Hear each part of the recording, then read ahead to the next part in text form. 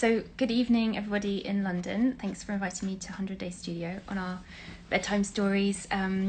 Adventure continues. I'm Beatrice Galilee. I am an architecture curator based in New York, and I'm the founder of a conference called The World Around.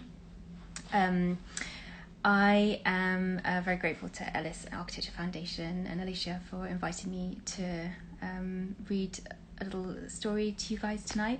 I'm I'm in Brooklyn, and I mentioned earlier there's quite a bit of background noise. So just sort of take that in this sort of like the spirit of the intimate pandemic experiences that we're all having, of like finding out everybody's bookshelves and bedrooms and stuff. So I'm going to read from Geostories, which is a book by Design Earth. It's called Geostories, Another Architecture for the Environment. Design Earth is a collaborative practice based, I think, around MIT, led by El-Hadi Jaziri and Rainier Gosen. The office's work is, it's mainly in the world of obviously Design Earth, but it's looking at how architects could engage geography to open up a range of different kind of aesthetic and political concerns related to architecture and urbanism. They ask, how do we make sense of the earth itself in a time that we're in such dire straits and crisis as we are? So Geostories is a manifesto for the environmental imagination that renders the sensible issues of climate change and uses geographic fiction, which I find and the drawings are absolutely amazing. So it uses geographic fiction to invite readers to relate to the complexity of the Earth systems in their vast scales and times and spaces. The book is a series of architectural projects that becomes a medium to synthesize the different forms and scales of knowledge. So they go through things like oil extraction, deep sea mining, ocean acidification, water source shortages, air pollution, how to use trash, how to use space debris, and various other sort of social, ecological issues. The book is organised into 3 sections: terranium, aquarium, and planetarium. And they use their own drawings throughout to illustrate these sort of fictional stories. So I'm going to try and show you the illustrations at the same time I'm doing the drawings. And we're going to start with this one. It's called Of Oil and Ice. So in 1976, in response to the growth of desalination industries in a dry region with high water demands, Saudi Prince Mohammed Al Faisal created a venture company to study if an iceberg could be towed from Antarctica to Jeddah. He even brought experts together to debate this hypothesis at the first international conference and workshop on iceberg utilization for freshwater production, weather modification, and other applications at Iowa State University. Prince Al Faisal wondered, why simply allow the billions of litres of fresh and pure water that make up icebergs to be diluted in oceans if an iceberg project is a better enterprise than oil? After all, global ice trade was a lucrative industry in the 19th century. The conference ended in disagreement on the possibility of iceberg towing across the tropics. The idea, however, remains alive and potentially more alluring as climate change puts Antarctica on the world's mind.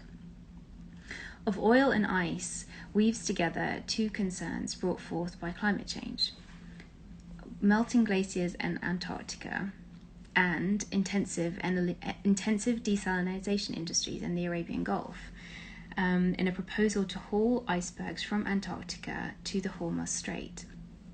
Antarctica's ice is no longer the enemy it had been for early explorers. Declared in 1895 as the last undiscovered place on Earth by the Royal Geographical Society, and without human natives, Antarctica has been predominantly defined by its mapping. During the Cold War, the Antarctic Treaty System organised Antarctica into a series of polar sectors radiating from the South Pole to contain contemporary claims of national sovereignty, as well as any future possible claims put forth should economic resources be discovered. It deemed the continent a natural reserve devoted to peace and science. In 2048, the treaty's ban on development and extraction will be renegotiated under the pressures of international competition over resources. So in the book, there's an illustration here. So you can see here the first drawing.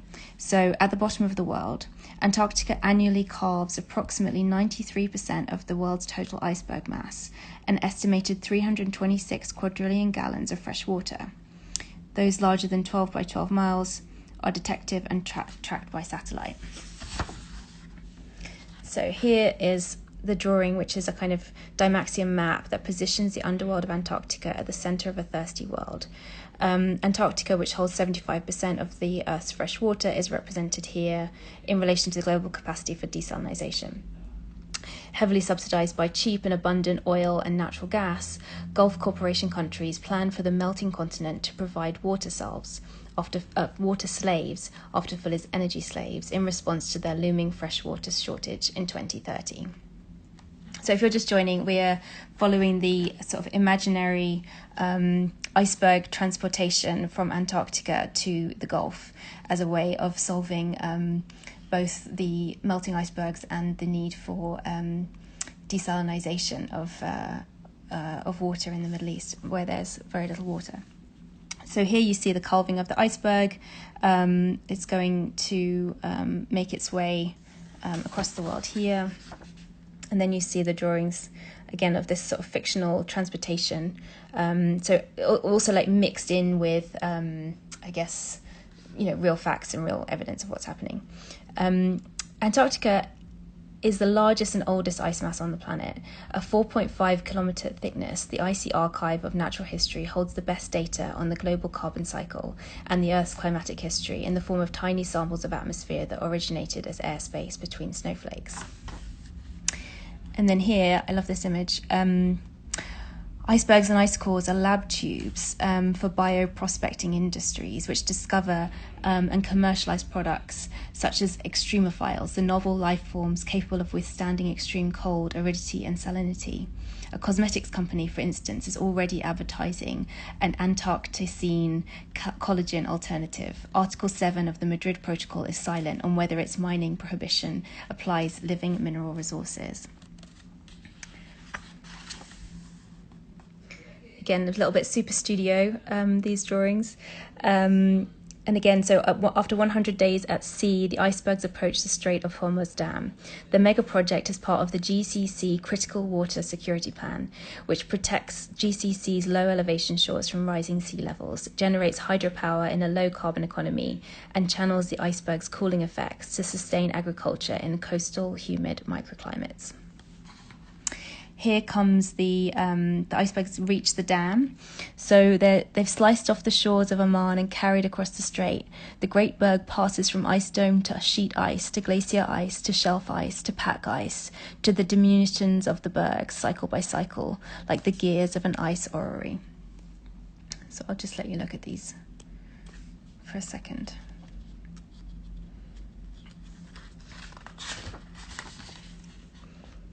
And again, so the water, I like this. So the controlled ice melt feeds water towers, some of which are miniatures of regional structures such as the Burj Khalifa and the Great Mosque of Samarra.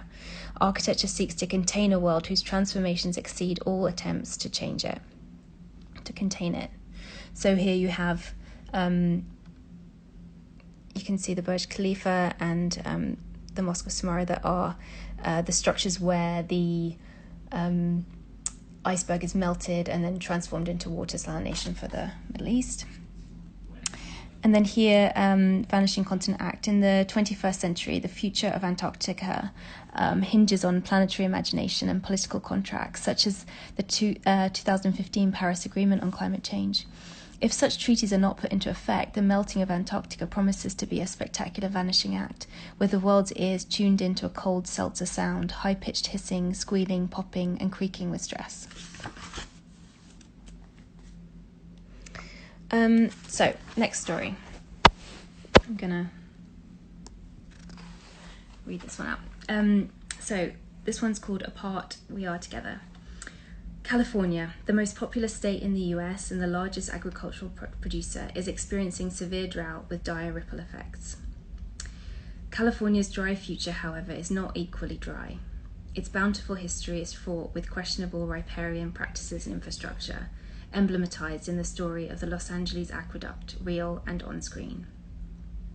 The state's main water challenge is water distribution policies in relation to economic disparities. In terms of urban water use, the biggest water consumers are residents of the nation's richest zip codes. Taxpayers with million-dollar homes will pay for the higher cost of desalinated ocean water, a price that accounts for immense amounts of oil needed by the process, supplied by the recently expanded oil and gas offshore drilling in the Arctic and the US federal waters. What about the other California? If the state continues on this path, there may have to be thoughts about moving people out, said Lynn Wilson, academic chair at the Kaplan University, who serves on the climate change delegation of the United Nations. Scattered across the landscape are the dehydrated bodies of the drought's victims. A series of arcologies made... Sorry, my Siri went off. A series of Sorry, something went slightly awry there.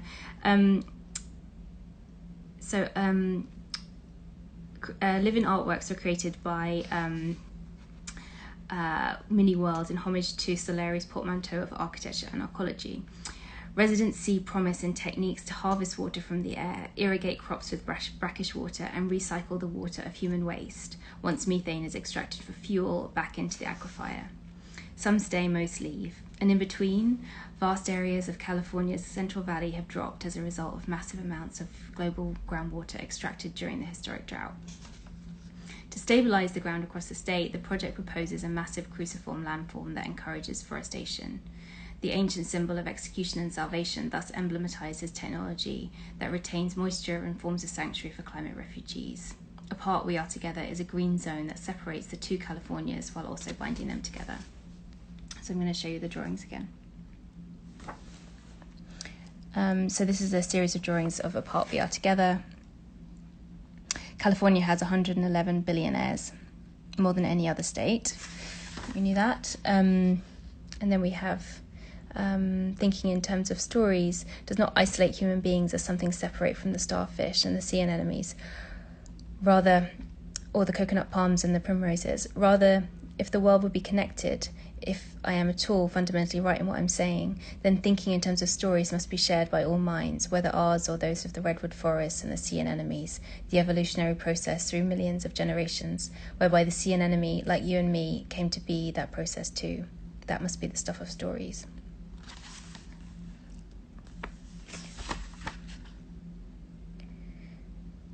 So we see here, if the landscape were two screens and a chair, it was the opposite of a ruin. They were the fragments of a future place. When in the year 1913, my desperate attempt to free art from the ballast of objectivity, I took refuge in the square form and the exhibited picture, which consisted of nothing more than a black square and a white field. The critics, and along with them the public, sighed. Everything which we loved was lost. We are in a desert. Before us is nothing but a black square and a white background. But the desert is filled with the spirit of non-objective feeling.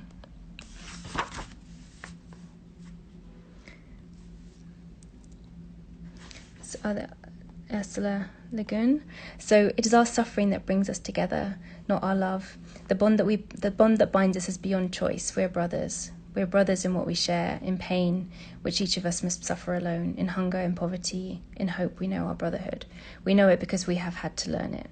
We know that there is no other help for us but from one another, that no hand will save us if we do not reach out our hand, and that the hand you reach out is empty as mine is.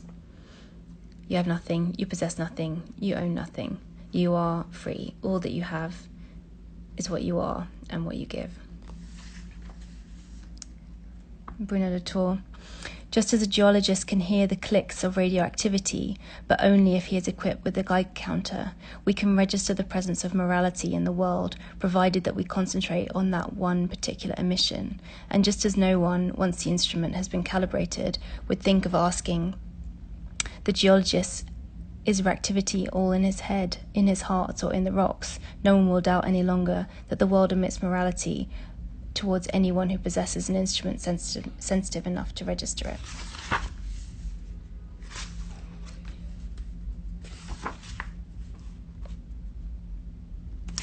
what I want to do is I'm going to read a little bit from the introduction as well, just so we've got a bit of a mixture of things.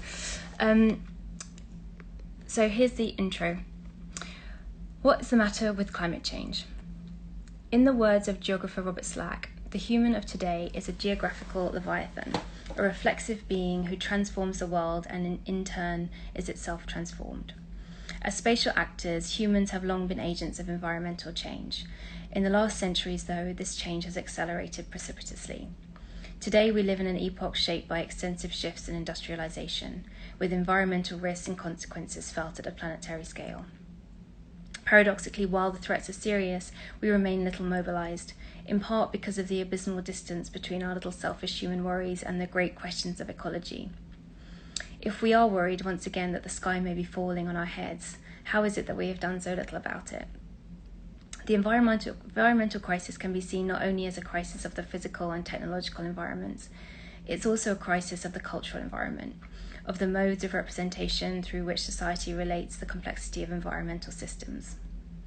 People observe daily weather changes, but they do not perceive climate, a phenomenon that is, in its modern definition, statistically created object of investigation with a long-term assessment period. Furthermore, if the weather is experienced locally, while understanding the global effect of climate change would require perceiving the world as a whole. How would we think about something as intangible and invisible as climate, especially as the language of scientific expertise can be misinterpreted, sometimes deliberately, by journalists and those working as merchants of doubt on behalf of industrial interests? Geostories springs from the conviction that climate change demands urgent transformations in the way that we care for and design the Earth, moving away from a visual rhetoric of crisis that aestheticized calamity. A great challenge concerning the debate around climate today is its poverty of geographic imagination, both spatially and visually. Climate change may be hard to grasp because its geographic representation is overly abstracted and unapproachable. The popular planetary imagination seems anaesthetized and its politics numbed by matter-of-fact aesthetics. Geostories offers a new approach to evidentiary visual production, a matter of great urgency at a time when climate change skeptics have such influence on public opinion. Geostories proposes an architecture with externalities that brings representation into aesthetics and politics, those things, spaces and scales that are erased from the geographic imagination. The prefix geo engages the Earth as a grand question of design, a site, scale, and aesthetic condition. As a suffix, stories addresses the matters of Earth in the speculative scenarios of technological environments such as space debris, ocean acidification, deep-sea mining, soil erosion, air pollution, freshwater shortage, and carbon storage. If such environmental issues are incomprehensible in their scale, their ubiquity, and their duration, then perhaps it is through techniques of representation that they can be made legible to the senses. This series of projects explore. Literally every time I say series, Siri comes up. So this blank of projects explores aesthetic forms of environmental engagement, and in particular the architectural drawing, to visualize how technological systems change the Earth, and to speculate on ways of living with legacy technologies such as oil fields and landfills on a damaged planet. The architectural project becomes a means to reckon with the cognitive and affective dissonance of climate change, navigating between what feels like an individual concern and planetary collective consequences. Then I'm going to skip, I've got like 5 minutes, so I'm going to do the last little bit here. It's a really, really super beautiful book. I really recommend getting hold of it. So Geostories aims at a new eloquence in representation, one that models how to assemble the big picture of the Earth. Moving beyond the toolkit of solutions approach, this book aspires to release accounts of the Earth from the facticity of exchange value and ecocentric hubris of problem solving. Geostories addresses the failure to feel much of anything in the face of a crisis and the difficulty and necessity of a different kind of planetary imagination. In a series of projects that notate environmental modulation as they appear on Earth, sea, and sky, Geostories is a representation of the planet, Representation here is both an aesthetic practice and a political one, referring both to the design of common worlds and the political debates around what constitutes them and for whom they are built. The plot lines explore the contemporary predicament of technology and the environment, starting with missing geographies, urgent troubles, and the new worlds made probable by environmental science. The stories lay bare the absurdity of some ecocentric concerns and make explicit their underlying cultural prejudices. For example, that the melting of Antarctica only matters in as far as rising sea levels pose a threat to coastal urban centres. Otherwise, why care about continents and oceans? Not many can smell or hear or touch Antarctica, the deep sea, or outer space, but they can look at a drawing and see these abstracted things made visible all at once. Geostories approaches the Earth as a matter of concern. The series of projects estrange such an already familiar yet uncanny world, developing uncomfortable yet oddly constructive relationships with marginalised externalities such as trash sites, dry watersheds, particulate matter in the atmosphere, and depleted oil reservoirs. They paint images of technologies that infiltrate earth, sea, and air strata, inviting us to extend our awareness of human settlement of the planet out to the cosmos and down to the Earth's core. Rather than fetishizing novelty and exceptionalism, a geostory nests in references to both architectural precedents and environmental histories, to highlight ghosts and echoes in the relationship to both technology and the environment. These apparitions are part of developing a new mythology of the Earth that learns from the tales, legends, and God stories that architects and children learn. These stories are retold and re-envisioned to pose a vast common ground on which we can meet as responsible citizens of the Earth, rationally, aesthetically, and emotionally. The last section of the book is a series of photographs from experiments with the technologies of the descriptive tool that seek to place the story of climate change, a story that is difficult both to tell and to hear, at the centre of the theatre of the world. What might this image machine for the age of climate change look like? And how are humans to respond to the accelerationist temporality of climate change? On graph after graph, metric after metric, population growth, species extinction, particulate matter in the air, the recent accelerations of change have turned what once appeared as lines with slight slopes upwards into near vertical spikes. The world has become defined by acceleration. How might certain kinds of devices disturb, startle, or delight us into new ways of thinking and feeling the Earth? In an attempt to slow down reasoning, the aesthetic assemblies here presented create an opportunity to arouse a slightly different awareness of the problems and situations mobilizing us.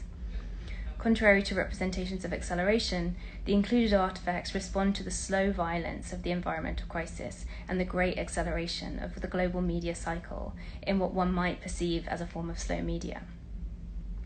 If environmental issues are unrepresentable in their scale, their ubiquity, and their duration, then perhaps the tableaux vivants, gigantic drawings and model miniatures of Earth, can present those concerns to the senses.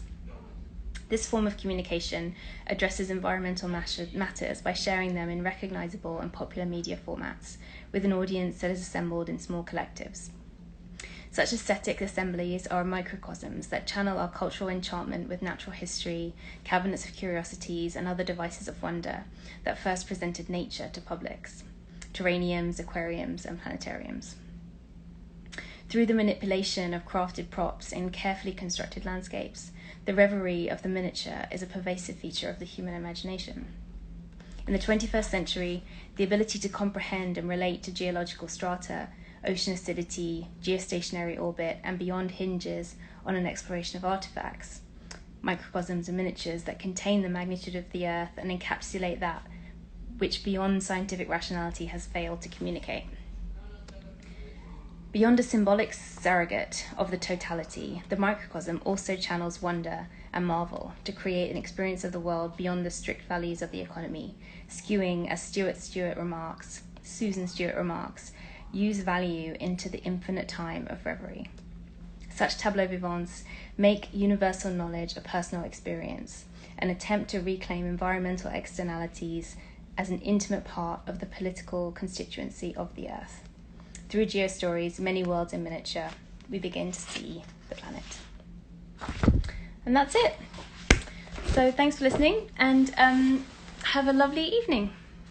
Goodbye from New York. I hope it wasn't too noisy, and I'm sorry about all the interference from Siri.